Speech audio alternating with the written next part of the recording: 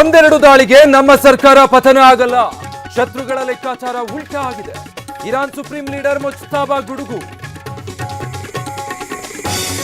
NATO ದೇಶಗಳು ರಣಹೇಡಿಗಳು ಯುದ್ಧಕ್ಕೆ ಕೈ ಜೋಡಿಸದ್ದಕ್ಕೆ ಟ್ರಂಪ್ ಕಿಡಿ. ಇರಾನ್ ಪರಮಾಣು ಶಸ್ತ್ರಾಸ್ತ್ರ ಹೊಂದಲು ಬಿಡಲ್ಲ ಎಂದು ಗರ್ಜನೆ.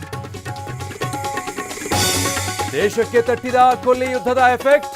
ಪ್ರೀಮಿಯಂ ಪೆಟ್ರೋಲ್ ದರ ಏರಿಕೆ, 2.5 ರೂಪಾಯಿವರೆಗೆ ಹೆಚ್ಚಳ.